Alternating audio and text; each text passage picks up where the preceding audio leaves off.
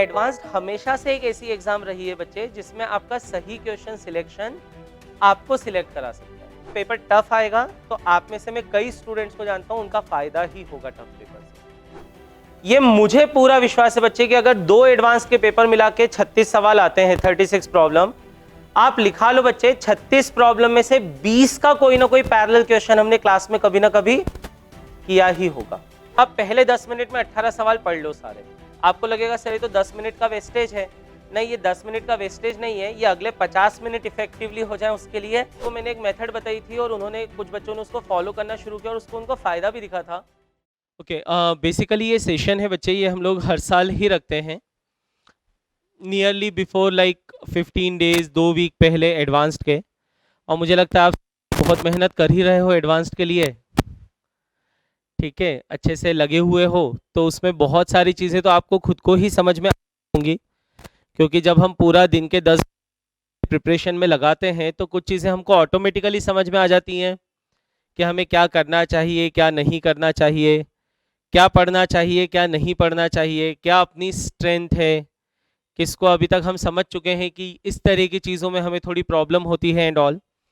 तो बस ये फाइनल एक ऐसी, इसमें आज के सेशन में कोई भी ऐसी नई बात नहीं बताएंगे जो हमने आपको during like 2 years of preparation या फिर अभी जो सेशंस के दौरान न बताई होगी, ऐसा कुछ भी नहीं है। बस वो ऐसा है कि आखिरी 15 दिनों में एक बार वापस से अपने को सारे पॉइंट्स क्लियर हो जाए, एक बार रिवीजन हो जाए तो अच्छा ही रहता है, राइट। तो उसको आप एक रिवीजन की तरह लीजिएगा।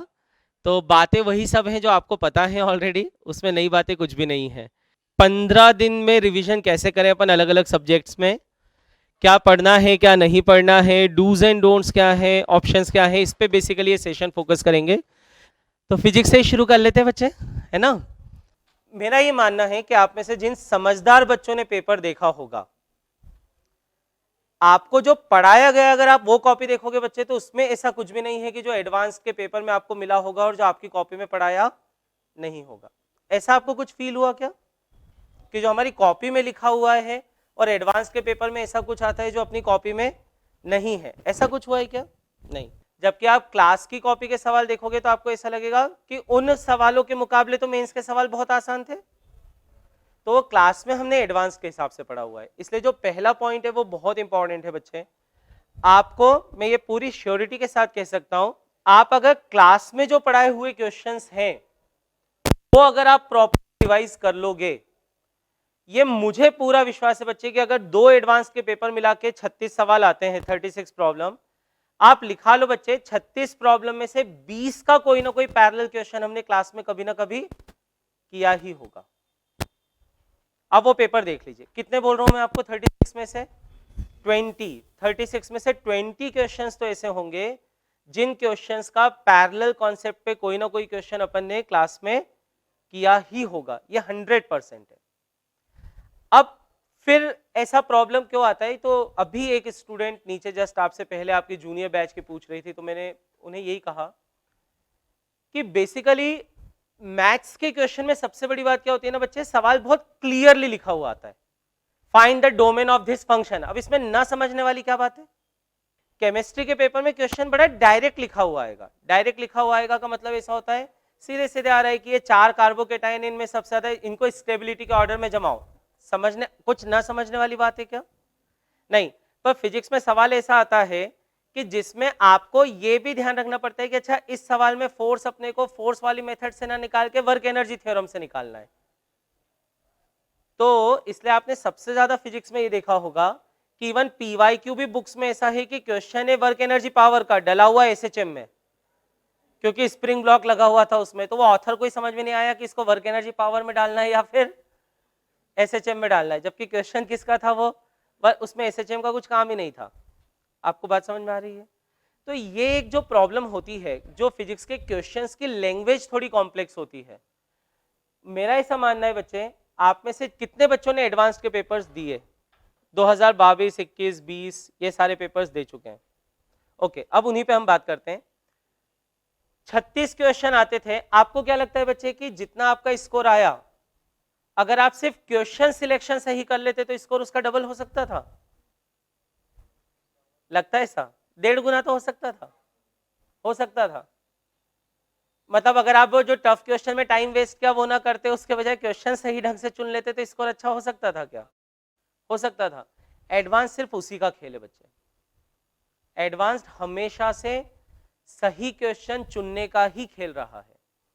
जब हम आपको क्लास में बताया करते थे कि एडवांस्ड में पहले जब सब्जेक्टिव होती थी तो कई स्टूडेंट सबसे पहले पेपर में ढूंढते थे रोटेशन का सवाल और उसको पेपर में क्रॉस कर देते थे कि ये वाला क्वेश्चन तो करना है ही नहीं। तो वो बंदा क्या कर रहा होता था, ये समझ रहे हो आप? ये तो एडवांस्ड हमेशा से एक ऐसी एग्जाम रही है बच्चे जिसमें आपका सही क्वेश्चन सिलेक्शन आपको सिलेक्ट करा सकता है। तो आपको फिजिक्स में ये नहीं फोकस करना है कि क्या मैं 18 में से 18 अटेम्प्ट कर सकता हूं। आपको ये फोकस करना है कि अगर आप ध्यान से देखोगे ना तो 18 में से 12 सवाल डुएबल होते हैं, 6 ही सवाल ऐसे होते हैं जो पेपर को टफ या इजी बनाते हैं। हमें पहला फोकस इस पे होना चाहिए कि हम पहले कितने सवाल ढूंढ पाए ढंग से, 12 सवाल ढूंढ पाए। तो आप में से कुछ बच्चों को मैंने एक मेथड बताई थी और उन्होंने कुछ बच्चों ने उसको फॉलो करना शुरू किया और उसको उनको फायदा भी दिखा था कि आप ये कीजिए बच्चे कि जब आपको फिजिक्स 1 घंटे करना है एडवांस के पेपर में तो आप पहले 10 मिनट में 18 सवाल पढ़ लो सारे। आप सारे सवाल पढ़ लो। आपको लगेगा सर ये तो 10 मिनट का वेस्टेज है। नहीं, ये 10 मिनट का वेस्टेज नहीं है, ये अगले 50 मिनट इफेक्टिवली हो जाए उसके लिए। और जो क्वेश्चन आपको पहली नजर में पढ़ के समझ में ना आए उसको क्रॉस मार दीजिए कि ये वाला मुझे अटेम्प्ट नहीं करना है। There will be lot of questions जो आपको पहली नजर में ही पढ़ के समझ में आ जाएंगे। तो अगर अपने को क्वेश्चन पकड़ में आ रहा है कि ये एल्यूमिनियम डिस्क के ऊपर मैग्नेट घुमा रहा है और फिर नीचे ऑप्शन में बोल रहा है कि डिस्क गर्म होगी क्या, ये होगा क्या, वो होगा क्या, समझ में आ रहा है कि ये तो थोड़ा उटपटांग दिख रहा है, तो सबसे बढ़िया क्या किया जा सकता है, उसको ससम्मान छोड़ दिया जाए। जेई एडवांस बच्चे टेस्ट मैच है, हर बॉल खेलने की नहीं होती। जब दिख रहा है ऑफ स्टंप से बाहर बॉल जा रही है तो बल्ला मत अड़ाओ, ये बात ठीक है। वो T20 नहीं है कि स्काई बन के जिधर भी जो भी बल्ला घुमाएंगे कुछ ना कुछ तो हो ही जाएगा, हीरो तो बन ही जाएंगे। जेई एडवांस प्योरली वो टेस्ट मैच जैसी है। आपको ये भी चुनते आना चाहिए कि किस बॉल पे चौका मारना है, किस बॉल को छोड़ना है। ये अगर नहीं कर पाओगे बच्चे तो फिर तो कई बार देखा है अपन ने, इवन जो टॉप 10 में अपने यहां से रैंक लगाए हुए हैं उन बच्चों के भी एक पेपर और दूसरे पेपर के स्कोर में जमीन आसमान का डिफरेंस देखा है फिजिक्स में। जैसे 2016 कार्तिक पाटेकर, पहले पेपर में उसका 60 में से 60 स्कोर है और दूसरे पेपर में 60 में से 35 है। तो ऐसा कैसे हो जाता है? क्योंकि वो उसने 2016 में वो एक क्वेश्चन था ना इसमें एक डिस्क छोटी एक डिस्क बड़ी है और उसको ऐसे घुमा रहे हैं, तो वो उस क्वेश्चन के पीछे पड़ गया कि ये तो करके आऊंगा ही। 10-15 मिनट दे भी दिया उसने, उसके बाद भी सारे ऑप्शन नहीं आए तो उसने थोड़ा सोचा हाँ 80% ये आ रहा, लगा के आ जाता हूँ। तो उसमें और अगर एक आधी नंबर उस सवाल से कमा भी सकता था तो वो एक के बजाय -2 करके आ गया। इससे कहीं ज्यादा बेहतर होता बच्चे कि हम अपने 18-15 मिनट भी बचा सकते थे और हम अपने -2 भी बचा सकते थे अगर हम उस क्वेश्चन को ससम्मान छोड़ देते। तो मैंने आपको बताया हुआ बच्चे, लास्ट ईयर एक बच्चे के एक सब्जेक्ट में फिजिक्स में उसने स्कोर निकाला था 124 का था लास्ट ईयर एडवांस का पेपर, राइट? तो उसने 124 में से फिजिक्स में ऑलमोस्ट उसने निकाल दिया था 66 स्कोर, 50% के आसपास। Now this could be some other subject for you. उसने फिजिक्स में निकाला क्योंकि वो फिजिक्स में अच्छा था। आप ऐसे ही कुछ स्कोर केमिस्ट्री में निकाल सकते हो। आप केमिस्ट्री पकड़ लो, एक सब्जेक्ट में अपना स्कोर होना चाहिए 60% के आसपास। मान लिया अपन ने, वो सब्जेक्ट कोई सा भी हो, राइट बच्चे? सेकेंड सब्जेक्ट में जैसे उस बच्चे का जिसका फिजिक्स में 66 था उसका केमिस्ट्री में आया था 27 स्कोर। आप में से किसी बच्चे के लिए हो सकता है कि उसका केमिस्ट्री में 66 और फिजिक्स में 27 हो, चलेगा? चलेगा, राइट? और तीसरे सब्जेक्ट में उसका स्कोर आया था टोटल 9 मार्क्स। कितने? 9 मार्क्स आउट ऑफ 124। उसका मैथ्स में था। वो आप में से हो सकता है किसी का फिजिक्स हो वो सब्जेक्ट कि 124 में से 9 ही ला सकते हो सर, वे तो उससे ज्यादा कुछ भी आएंगे तो मैं बहुत संतुष्ट हूँ अपनी जिंदगी से। तो मान लो उसका 9 नंबर आया, राइट? उसका तीसरे में आया। अब इन सबका सम कितना हो गया? 66 plus 27 plus 9, this all sum up to almost 100, almost 100, ठीक है? और 100 मार्क्स में उसकी लास्ट ईयर थी कुछ 9000 के आसपास रैंक। और अगर वो चाहता तो आराम से आईआईटी में एडमिशन ले सकता था। और आईआईटी में एडमिशन आप रैंक 1 पे भी लेके जा रहे हो बच्चे आज की तारीख में, तो भी इन्वेस्टमेंट बैंकर ही बन रहे हो। और आप 10,000 रैंक पे भी जा रहे हो तो भी आप इन्वेस्टमेंट बैंकिंग में ही जा रहे हो, तो उससे फर्क नहीं पड़ता अभी। वो जैसे अपन ऐसा बोलते हैं ना कि वो सबको नदिया कोई से भी हो अंत में सागर में जाके मिलना है ना, तो वैसे ही कि आखिर में सबको फाइनेंस जॉब्स में जाना है। तो वो रैंक 1 लेके फाइनेंस की नौकरी करना चाहते हो या रैंक 10,000 लेके या रैंक 15,000 लेके, उससे कोई फर्क नहीं पड़ता, वो जॉब आखिर में फाइनेंस की करोगे, राइट। तो इसलिए अब जैसे उस बच्चे की अगर मान लो 9,000 रैंक लगी और वो उस पर कॉलेज लेता तो उसको आईआईटी मिल रहा था। अब टेक्निकली इसमें तो किसी भी एक सब्जेक्ट में उसका स्कोर 100% नहीं आया, टेक्निकली उसका किसी भी एक सब्जेक्ट में स्कोर मैक्सिमम ही 50% के आसपास है, 50-55%। एक में तो और 25% ही है, और एक में तो और 10% से भी कम है, राइट। पर फिर भी उसकी रैंक लग रही है। तो एडवांस का पेपर अगर टफ है समझने में, तो अकेले हमारे लिए टफ होता है ऐसा नहीं है बच्चे, वो भारत में जो जितने भी स्टूडेंट्स एग्जाम देते हैं ना, वो सबकी कहानी एक ही होती है। तो मेरा ऐसा कहना है बच्चे कि आपको नोट्स वापस से पढ़नी चाहिए, क्योंकि मैं फिर से आपको आखिरी लाइन बोल रहा हूं बेटा, 36 सवाल में से 20 सवाल के पैरेलल क्वेश्चन आपको अपनी कॉपी में मिल जाए। आप में से जो एकदम टॉप रैंक वाले भी है ना, वो भी 15 सवाल तो उनको भी आते हैं, 18 में से 15 सवाल तो वो कर सकते हैं जो टॉप रैंक्स निकालेंगे। क्या हम वो 15 ढूंढ पा रहे हैं एक घंटे में? सारा खेल ही इसका है। आप में से कोई 15 कर पाएगा, कोई 10 कर पाएगा, कोई 8 कर पाएगा, वो चलेगा, पर आप क्वेश्चन सिलेक्ट प्रॉपर कीजिए, वो ज्यादा इंपॉर्टेंट है। नेक्स्ट कट ऑफ कम रहते ये बच्चे, वो सब्जेक्ट के नेचर का ही एक अंतर है। वो उसमें केमिस्ट्री वाले एलिमेंट्स भी है कि थ्योरी भी है, उसमें मैथ्स वाले एलिमेंट्स भी हैं कि सॉल्व भी करना है, और खुद के कॉन्सेप्ट्स भी हैं, तो वो थोड़ा सब मिला के वो क्या थोड़ा खिचड़ी हो जाता है बच्चे। और फिजिक्स को हमेशा मैं कहता हूँ वो बैंगन की सब्जी जैसा है, जिसको पसंद है बहुत पसंद है, नहीं है तो नहीं है। वो आलू की सब्जी जैसा नहीं है कि सबको ही पसंद है, ठीक है, वो ऐसा नहीं होता, वो एकदम एक्सट्रीम चॉइसेस होती हैं। तो इसलिए अपने यहाँ से सबसे ज्यादा फुल स्कोर भी बच्चे फिजिक्स में ही लाए। मजे की बात, 2011 में एक बच्चे के 80 में से 80 आए थे, 2012 में 80 में से 76 आए थे अंजलि राय के, 2016 में कार्तिक पाटेकर के एक पेपर में फुल स्कोर रहा था, 2015 में मुकेश पारिक का एक पेपर में फुल स्कोर था। तो फुल स्कोर लाने वाले भी फिजिक्स में ही रहे हैं सबसे ज्यादा। एडवांस की बात कर रहा हूँ, हम मेंस में तो बहुत बार आए, एडवांस की बात कर रहा हूँ। तो वो जिसको पसंद होता है उसको एक्स्ट्राऑर्डिनरी पसंद होता है, फिर तो वैसे ही है। नेक्स्ट, टफ क्वेश्चंस नहीं करना है बच्चे, वो नहीं आएंगे। वो मुझे लगता है अब तो कोई इरोडो लेके नहीं बैठता होगा कि जैसे क्वेश्चन समझने के लिए अब मैं इरोडो लेके बैठता हूँ, ये बात ठीक है। अब तो कोई ऐसा नहीं होगा ना, सबके इस मामले में तो एकदम बादल साफ हो चुके हैं आंखों के सामने के, है ना। आप पीवाईक्यू सब्जेक्टिव करो बच्चे, वो ज्यादा ठीक है। मैं आपको फिर से वही कहूंगा बच्चे आखिरी में, 18 में से 15 सवाल डेफिनेटली ऐसे होते हैं जो या तो आपको अपने नोट्स में मिलेंगे, या आपको एचसी वर्मा में उसके पैरेलल कोई ना कोई सवाल होगा, या आपके पीवाईक्यू एडवांस में उसके पैरेलल कोई ना कोई सवाल होगा, और 100% होगा।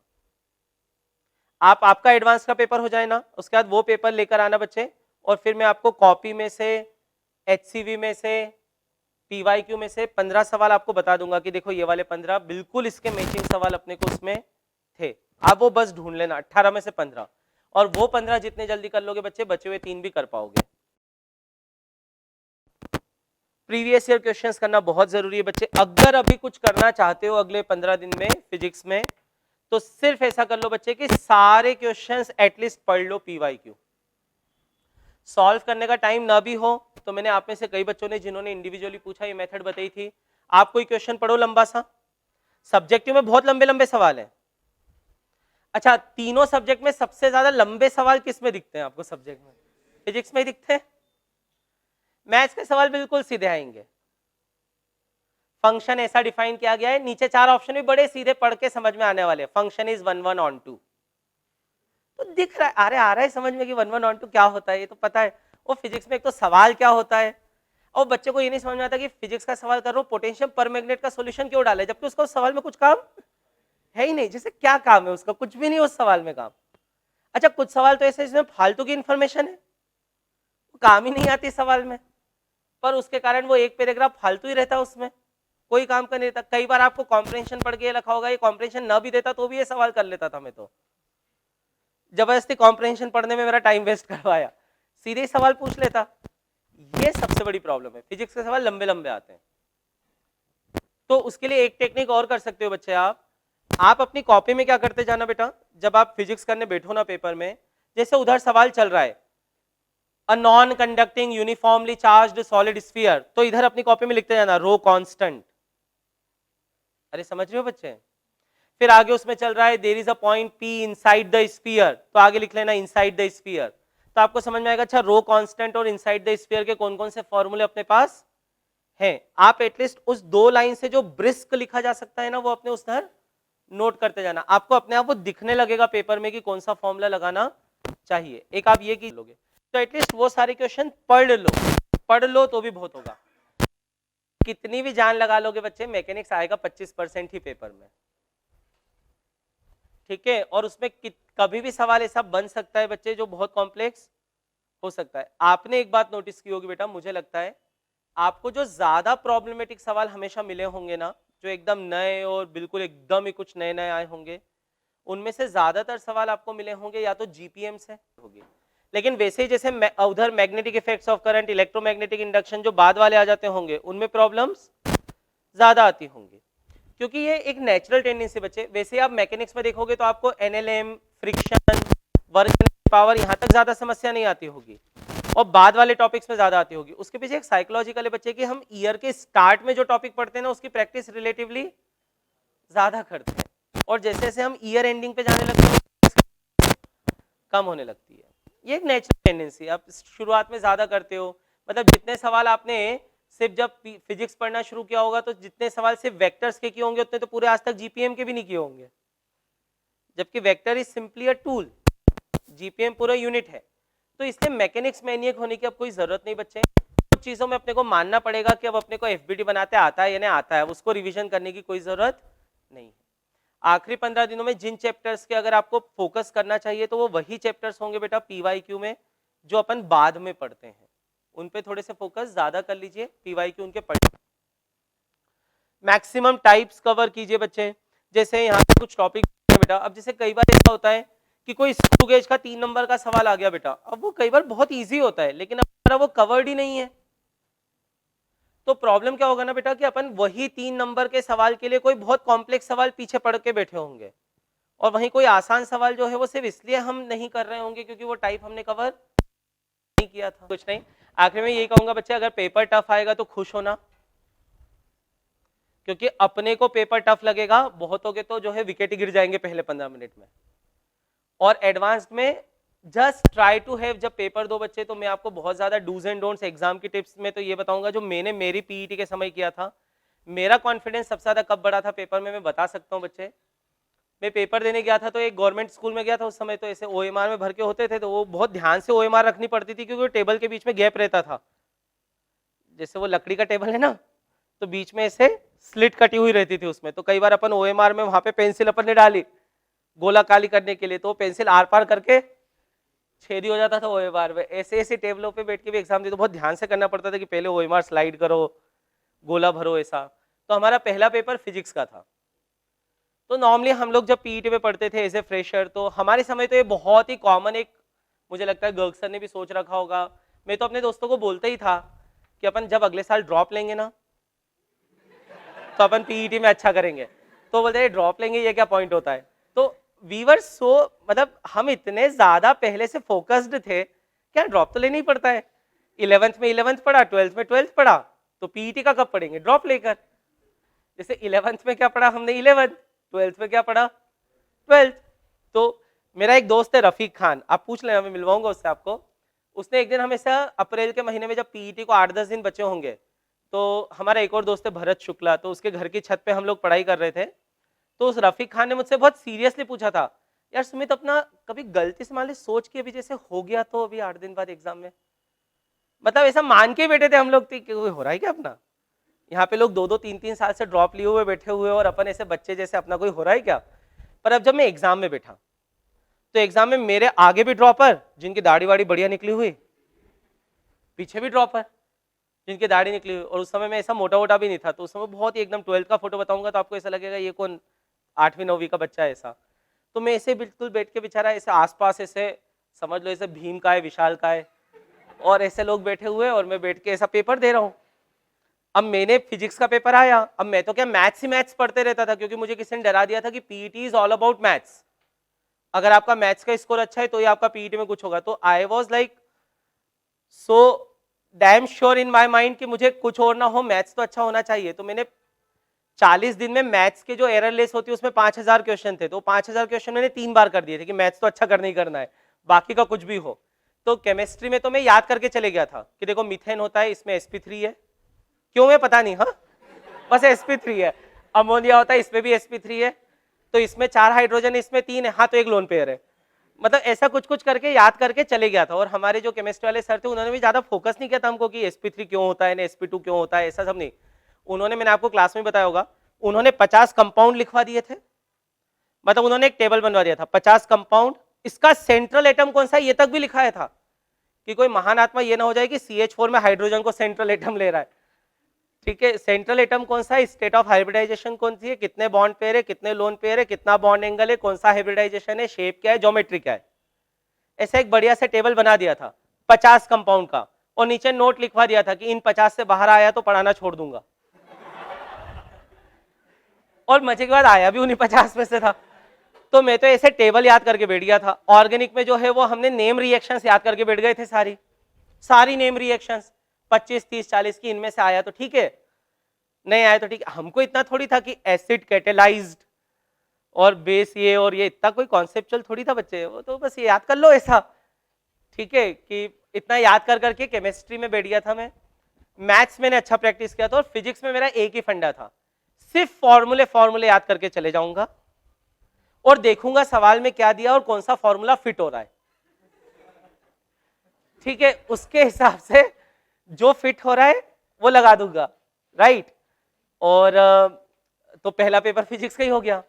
अब फिजिक्स का मेरे कुछ 100 में से +3 -1 मार्किंग स्कीम थी हमारी, तो फिजिक्स में मैंने कुछ अटेम्प्ट किए होंगे 56, एंड हो गया था, अपने को जितना आता था उतना पूरा उसमें कवर हो गया था। और इतनी समझदारी अपने में तब भी थी कि जो नहीं आता उसमें जबरदस्ती तुक्के नहीं मारना चाहिए, जबरदस्ती -1 करा के बैठने का कोई मतलब नहीं है। मैंने यही सोच रखा था कि बाकी मैं केमिस्ट्री मैथ्स में संभालूंगा, राइट। अब फिजिक्स में मैंने टोटल 56 किया है, तो आई वॉज कि हाँ ठीक है, कम ही गया है, अच्छा नहीं गया है। और मन में एक वो तो था ही कि ठीक है, जो भी जाएगा अगले साल तो देख लेंगे, राइट, अगले साल तो देखना ही है।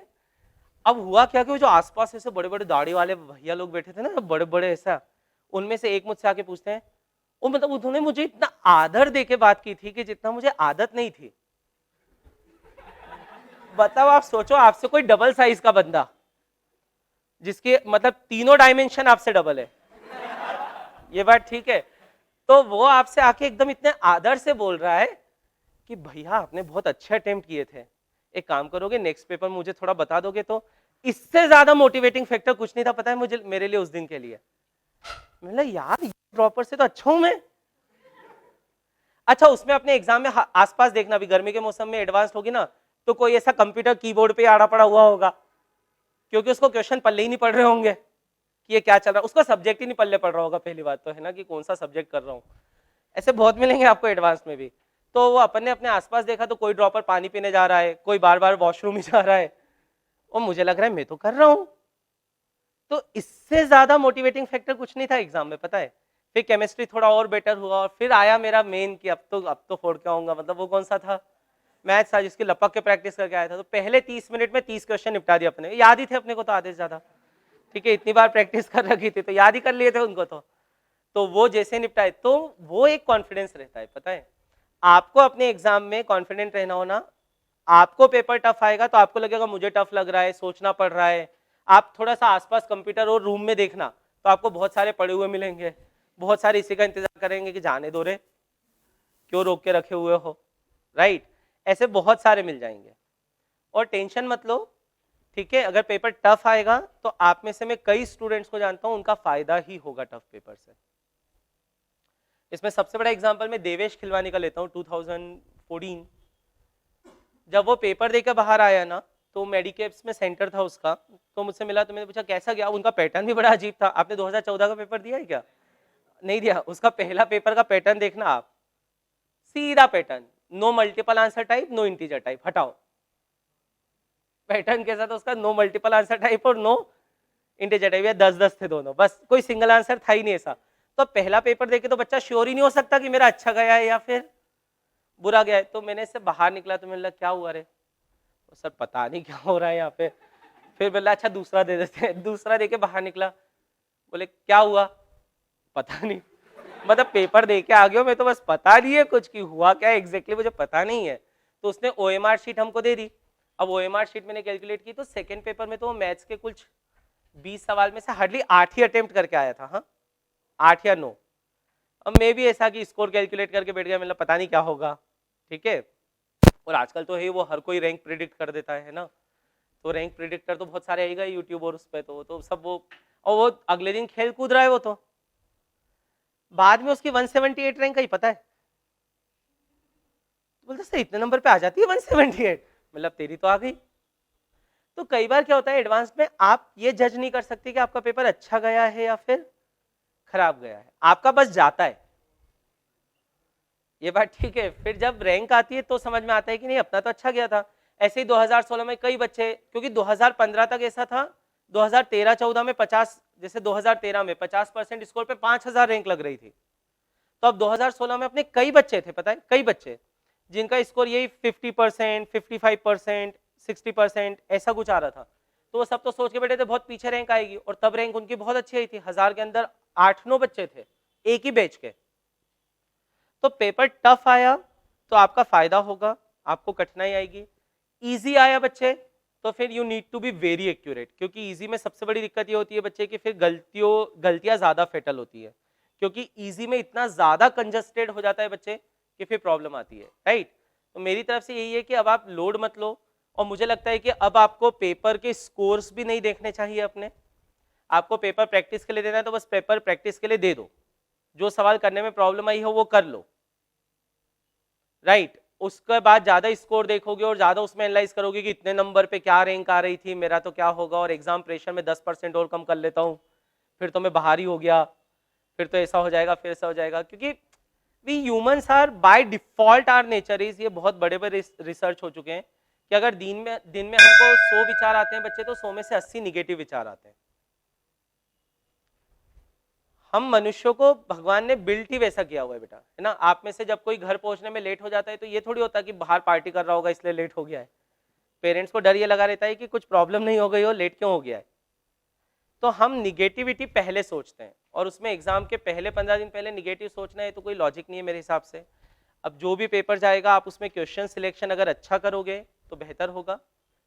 एंड आप अपनी प्रिपरेशन पे ज्यादा फोकस कीजिए। चहल नीमा ने एग्जाम के 15 दिन पहले एक पेपर दिया था, उसमें उसकी कैटलाइजर पे 80 रैंक आई थी, और 15 दिन बाद उसकी जेई एडवांस्ड में 24 रैंक थी ऑल इंडिया, और जबकि 15 दिन पहले कैटलाइजर पे क्या रैंक थी, 80। सेकेंड पेपर देने के बाद में गर्ग सर जानते हैं, वो ये बोला था कि आज तक मेरा ऐसा पेपर तो कभी कैटलाइजर पे भी अच्छा नहीं गया, जितना अच्छा पेपर वो कहां पे करके आया था, एक्चुअल एडवांस में। तो आप सिर्फ अपनी प्रिपरेशन पे फोकस कीजिए और मुझे लगता है अच्छा होगा। बाकी टिप्स आपको मैथ्स की केमिस्ट्री की सर लोग देंगे ही, काफी समय हो गया है। चलिए, thank you very much. Good evening बेटा। तो केमिस्ट्री में काफ़ी सारा कंक्लूजन तो अभी तक निकल ही गया होगा आप लोगों का कि मेन इंपॉर्टेंट चीज़ क्या है केमिस्ट्री के अंदर, कि जैसे इनऑर्गेनिक, ऑर्गेनिक और फिजिकल, ये 3 पार्ट हैं। अभी ये अलग अलग लग रहे हैं या एक लग रहे हैं? स्पेशली कौन सा एक लग रहा है पार्ट? Physical and inorganic. ये एक रिसेंट ट्रेंड चल रहा है जो बहुत पहले था, अभी 2 साल से फिर आ गया है कि फिजिकल के क्वेश्चन में क्या ऐड कर रहे हैं वो, इनऑर्गेनिक की इक्वेशंस। तो पहला फोकस आपको नेक्स्ट 10 to 15 डेज क्या करना है कि डेली इनऑर्गेनिक का एक बार थोड़ा थोड़ा रिवीजन करना है। और ऐसा नहीं है बेटा कि आप बिल्कुल उसको जाके मगअप कर रहे हो, क्योंकि इतना प्रेशर है कि वो चीजें आप सोचोगे कि ये रिकॉल कर लूं या याद हो जाए, तो ऐसा ज्यादा नहीं होगा। लेकिन आप एक एक बार पढ़ते जाओगे, एग्जाम में वो सारी की सारी चीजें क्या होने वाली हैं, आपकी रिप्रोड्यूस हो जाएगी। जैसे अपन ने काफी क्वेश्चंस भी किए थे, तो रिप्रोड्यूस होती है या नहीं होती है। तो आप इनऑर्गेनिक को सिर्फ क्या करो, डेली अभी रीड करो। यदि आपको इनऑर्गेनिक आती है तो आपने देखा होगा कि वो फिजिकल का क्वेश्चन इजीली बन जाता है, बहुत ज्यादा उसके अंदर कॉम्प्लिकेशंस नहीं आती है, ठीक है। और ऑर्गेनिक में अभी क्या करना है हमें, कि एक बार सारी की सारी नेम रिएक्शंस और उनकी मैकेनिज्म को दोबारा देखना है। नेम रिएक्शन हमें कहाँ पे दिक्कत देती है, आपने देखा होगा कि कन्वर्जन वाले क्वेश्चंस आते हैं कि ए प्रोडक्ट बन रहा है, बी बन रहा है, सी बन रहा है, डी बन रहा है, तो अपन फ्लो में कई बार अटक जाते हैं क्योंकि अपन को वो नेम रिएक्शन एकदम से जज नहीं होती है, या आपने देखा होगा। तो एक बार सारी की सारी नेम रिएक्शंस, उनकी मैकेनिज्म आपको रिवाइज करनी है और मेन फोकस किस पे करना है, पीवाईक्यूज पे। अब ये जो टाइम बचा हुआ है इसमें आपको सारे के सारे क्या लगाने, पीवाईक्यू, क्योंकि मैथ्स और फिजिक्स जैसा केमिस्ट्री में नहीं होना है।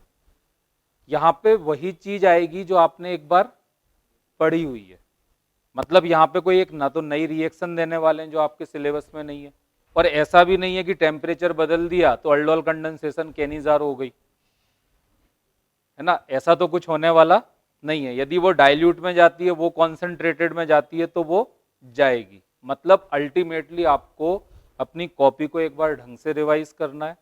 ऑर्गेनिक में फोकस किस पे करना है, नेम रिएक्शंस पे, उनकी मैकेनिज्म एक बार देखनी है, और इनऑर्गेनिक डेली शांति से बैठ के रीड करना है।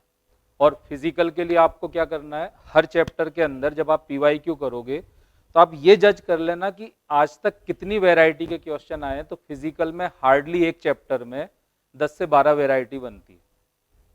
यदि आपने उन वैरायटीज को जज कर लिया कि अच्छा ये वैरायटी आती है, तो जब आप क्वेश्चन को रीड करोगे तो इजीली जज कर जाओगे कि यहाँ पे क्या लॉजिक हमें लगाना है। किया है आप लोगों ने फिजिकल के पीवाईक्यू? जैसे अपन सबसे टफ चैप्टर ले लेते हैं आयनिक इक्विलिब्रियम, कितनी वैरायटी बनती है बताओ? ज्यादा से ज्यादा केएसपी की बनती है, और केएसपी में भी 3 वैरायटी मेजर है जिससे हमें सबसे ज्यादा डर लगता है। क्या बनती है, या तो बफर बन जाएगा, या फिर H+ आयन ऐड कर देंगे, स्ट्रॉन्ग एसिड वाला या फिर वीक एसिड वाला। तो आपको क्या करना है, पीवाईक्यू करते समय क्वेश्चन के पैटर्न को भी जज करना है कि इस चैप्टर से इन्होंने क्या क्या पैटर्न के क्वेश्चन दिए, क्योंकि केमिस्ट्री के पेपर में एक खास बात रहने वाली है कि चीजें क्या होती हैं, रिपीट्स होती हैं। ये आपने देखा हुआ है, ठीक है ना। तो बेस्ट ऑफ लक।